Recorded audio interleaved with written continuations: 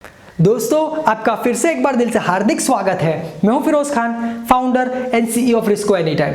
दोस्तों आज इस वीडियो के जरिए मैं आपके लिए फिर से एक बार इंस्पिरेशनल केस स्टडी लेके आया हूं और आज का केस स्टडी है इंडिया की सबसे आइकॉनिक, सबसे लेजेंडरी ब्रांड, सबसे legendary company true make in India company Tata का केस स्टडी।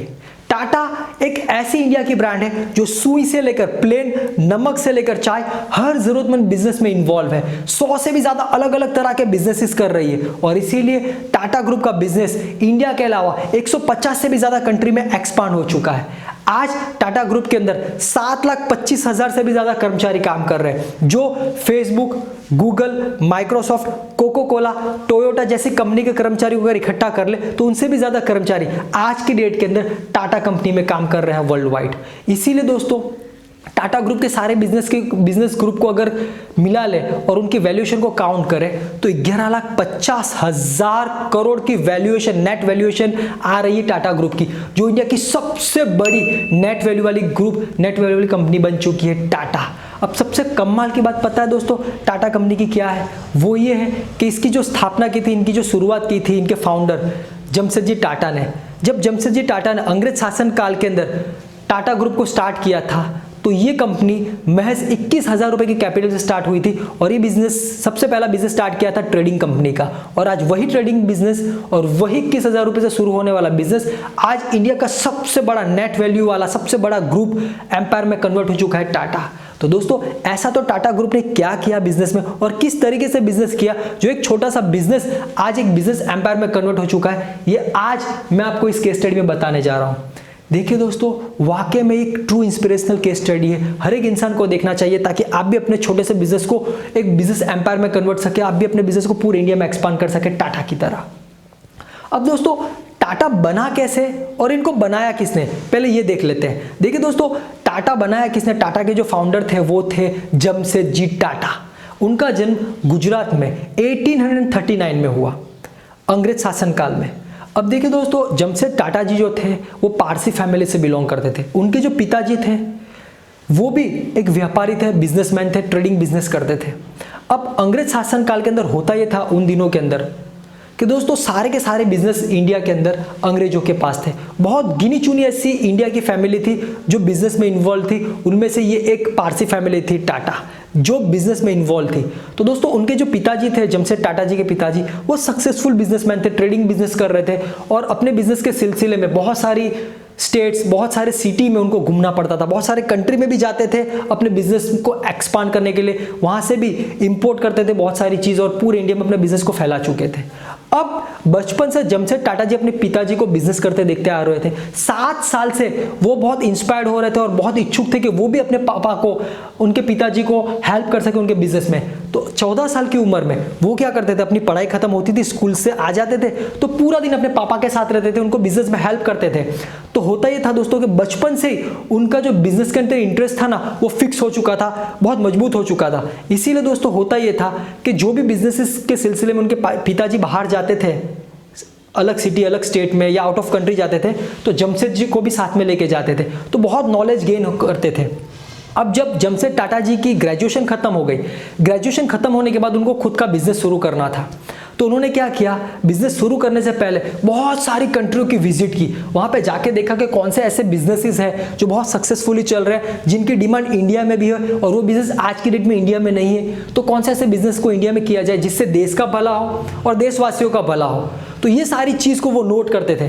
देखिए दोस्तों, जमशेद टाटा जी एक ऐसे व्यक्ति थे, एक ऐसे इंसान थे जो देशभक्त थे, ट्रू देशभक्त थे, जो देश के लिए कुछ करना चाहते थे और देशवासियों के लिए कुछ करना चाहते थे। इसीलिए वो ऐसे ही बिजनेस करना चाहते थे जो देश के काम आ सके और लोगों की भलाई हो सके। तो दोस्तों उन्होंने बहुत सारे ऐसे बिजनेसेस देखे और इंडिया में आकर 21,000 रुपए से, एट द एज ऑफ 29, 21,000 रुपए से उन्होंने अपने बिजनेस की शुरुआत की, टाटा के बिजनेस की शुरुआत की। उन्होंने सबसे पहले जो अपने बिजनेस का नाम रखा वो रखा टाटा ट्रेडिंग कंपनी। अब देखिए दोस्तों, 21,000 के अंदर उन्होंने पहली बार बिजनेस स्टार्ट किया। 1868 के अंदर उन्होंने अपनी पहली बिजनेस की स्थापना की, टाटा बिजनेस स्टार्ट किया, टाटा ट्रेडिंग कंपनी स्टार्ट की 21,000 रुपए से। अब उस टाइम के ऊपर 21,000 रुपए बहुत बड़ी वैल्यूएशन होती थी दोस्तों। अब सबसे पहले इन्होंने क्या किया, एक ऑयल मिल, बंद ऑयल मिल थी, उनको खरीद लिया, उनको कॉटन मिल में कन्वर्ट किया और फिर कॉटन का ट्रेडिंग करने लगे। खूब पैसा कमा रहे थे उन जमाने के अंदर, उन दिनों के अंदर कॉटन की बहुत ज़्यादा डिमांड रहती थी। अब दोस्तों अच्छा खासा पैसा कमा रहे थे, बिजनेस में सक्सेसफुल थे, एजुकेटेड पर्सन थे। अब दोस्तों डबल मुनाफा आया तो उन्होंने उसी मिल को बेच दिया। बहुत सारे पैसे आए तो बहुत सारे ऐसे अलग अलग सेक्टर के अंदर उन्होंने बिजनेस स्टार्ट किए। अब दोस्तों उन्होंने अपनी लाइफ के 4 गोल बना रखे थे। वो जानते थे कि अगर देश का विकास करना होगा आगे चल के तो 4 ऐसे सेक्टर की इंडिया के अंदर ज़रूरत है जो वो बनाना चाहते थे। सबसे पहले वो स्टील एंड आयरन कंपनी खोलना चाहते थे। दूसरा, देश के अंदर खुद का हाइड्रो इलेक्ट्रिक पावर प्लांट डालना चाहते थे। तीसरा, एजुकेशन सेक्टर में आना चाहते थे। और चौथा, होटल इंडस्ट्री में आना चाहते थे, होटल एंड टूरिज्म में। उनको पता था कि यहाँ पे बहुत ग्रोथ मिलने वाला है, तो उन्होंने सबसे पहले होटल टूरिज्म के अंदर अपना नसीब आजमाया। नसीब ने, उन्होंने कड़ी मेहनत की और मुंबई के अंदर आप जानते हैं ना दोस्तों, सबसे बड़ी 5 स्टार होटल खोली जो आज भी ताज की सबसे शानदार होटल में से एक होटल है दोस्तों। अब होटल इंडस्ट्री में आए, सक्सेसफुल हुए, लेकिन दोस्तों उनका देहांत हो गया, उनके 3 सपने अधूरे रह गए। अब दोस्तों टाटा ग्रुप बहुत तेजी से ग्रो करने वाला ग्रुप बन चुका था। अब जमशेदजी टाटा का देहांत हुआ, उनके बाद उस टाटा ग्रुप के अंदर उसके जो चेयरमैन बने वो उनके सबसे बड़े बेटे दौरबजी टाटा बने। 1904 के अंदर वो चेयरमैन बने। 1904 में आने के बाद बहुत बड़े और कड़क डिसीजन लिए दौरबजी टाटा ने। डिसीजन लेने में बहुत ही तेजस्वी थे दोस्तों। उन्होंने 1907 के अंदर अपने पिताजी का सपना पूरा किया और पहला स्टील प्लांट डाला, टाटा स्टील की निर्माण किया। उसके बाद 1909 के अंदर वो एजुकेशन सेक्टर में भी आ गए। जी हाँ, उन्होंने लाइफ साइंस एजुकेशन सेक्टर में भी अपना कदम आजमा लिया, वहाँ पे भी शुरुआत कर ली। और दोस्तों 1911 के अंदर उन्होंने देश के अंदर हाइड्रो पावर प्लांट भी डाल दिया। जो उनके पिताजी के 3 सपने थे वो पूरे कर लिए। और उसके बाद दौरबजी टाटा जी ने 14 अलग अलग तरह के सेक्टर के अंदर बिजनेसेस किए, बिजनेस एम्पायर को क्रिएट किया और टाटा को एक मजबूत ब्रांड बनाया, देश की बहुत जबरदस्त ब्रांड बनाया। 14 अलग अलग तरह के एंटरप्राइजेस हो चुके थे। अब दोस्तों दौरबजी टाटा के बाद 1938 के अंदर फिर टाटा ग्रुप के चेयरमैन बने जे.आर.डी. टाटा। अब ये वो काल था दोस्तों, ये वो समय था जब देश आज़ाद होने की तैयारी कर रहा था। जी हाँ, हमारा देश आज़ाद होने की तैयारी कर रहा था। अब तब टाटा ग्रुप के चेयरमैन बने जे.आर.डी. टाटा। अब जे.आर.डी. टाटा जो थे वो open minded, well minded, fast decision लेने वाले व्यक्ति थे दोस्तों। उन्होंने बहुत सारे ऐसे डिसीजन लिए, बहुत सारे ऐसे टाटा ग्रुप के अंदर बिजनेसेस डेवलप किए जो आगे जाके इंडिया की बहुत काम आया और बहुत बड़ा ग्रुप बना। जिसमें से एक था 1945 के अंदर टाटा मोटर्स का निर्माण किया। जी हाँ दोस्तों, टाटा मोटर्स का निर्माण किया। पहली बार कमर्शियल ट्रक्स बनाई, वो भी बेंज कंपनी के साथ। मर्सिडीज बेंज जो है ना, बेंज कंपनी के साथ बेंज टाटा के नाम से ट्रक्स बनाई। और 1969 के बाद ट्रक्स के अंदर बेंज और दोनों की भागीदारी खत्म हो गई। टाटा ने खुद की ट्रक का निर्माण शुरू किया, यानी कि टाटा मोटर्स की निर्माण की। उसके बाद केमिकल इंडस्ट्री में आए, उसके बाद एफएमसीजी इंडस्ट्री में आए। जे.आर.डी. टाटा साहब जब से आए थे तब से लेकर उनको 14 बिजनेस एंटरप्राइजेस हाथ में मिले थे बिजनेस करने के लिए। उसी 14 बिजनेस को उन्होंने 95 बिजनेस एम्पायर में कन्वर्ट किया। 95 अलग अलग तरह के सेक्टर के अंदर उन्होंने बिजनेस किए टाटा ग्रुप के अंदर उनके कार्यकाल में। और दोस्तों 1991 के अंदर अब चौथे चेयरमैन बने जे.आर.डी. टाटा के बाद, वो थे रतन टाटा जी। जी हाँ दोस्तों, रतन टाटा जी। अब रतन टाटा जी जब 1991 के अंदर टाटा ग्रुप के चेयरमैन बने तो ये वो दौर था जब हमारा देश आज़ाद तो हो चुका था, लेकिन ये लिबरलाइजेशन पॉलिसी आ चुकी थी, ग्लोबलाइजेशन हो चुका था, यानी कि अब हम बाहर जाके बिजनेस कर सकते थे, बाहर वाले इंडिया आ सकते थे।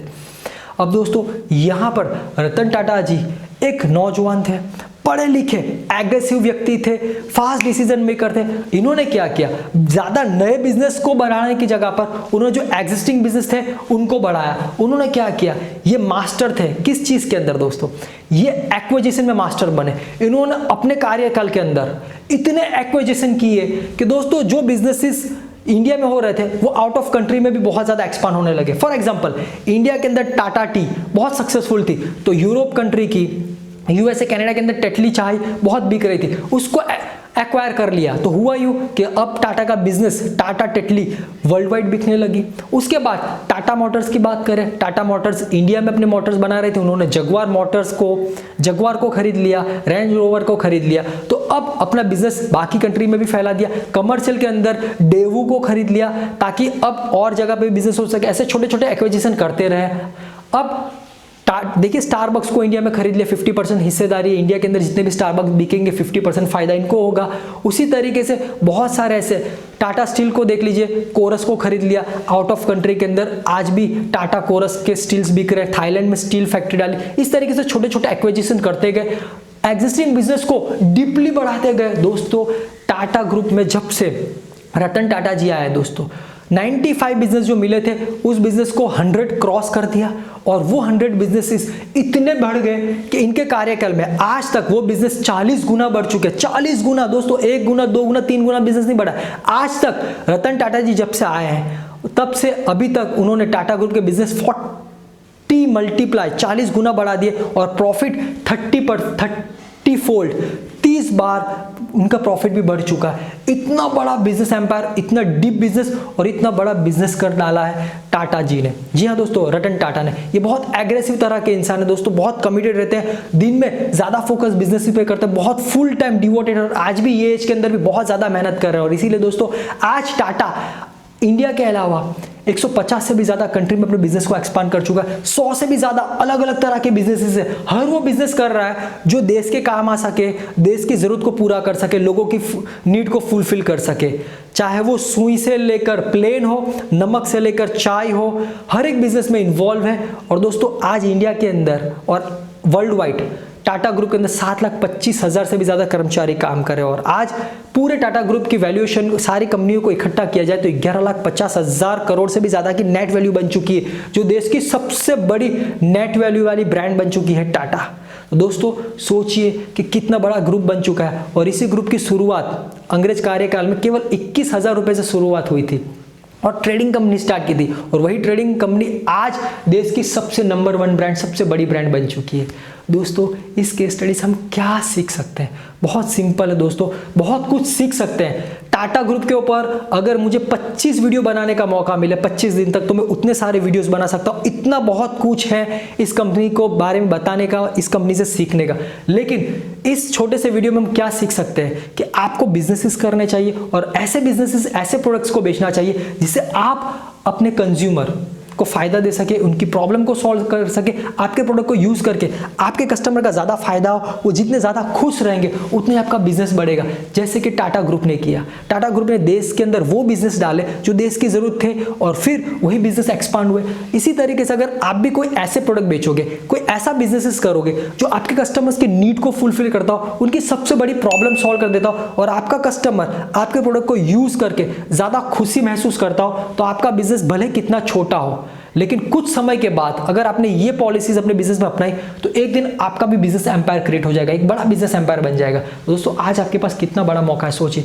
आज टेक्नोलॉजी का जमाना चल रहा है, इंटरनेट ई कॉमर्स का जमाना चल रहा है। अगर आप भी e commerce online related business करोगे तो आप भी कितनी तेजी से अपने बिजनेस को इंडिया के घर घर तक एक्सपांड कर सकते हो। इंडिया में 140 करोड़ से भी ज्यादा का पॉपुलेशन है, तो कस्टमर की कोई कमी नहीं है। तो आज आपके पास कितना बड़ा मौका है, सोचिए दोस्तों, ऐसा बिजनेस, ऐसा प्रोडक्ट्स बेचने का।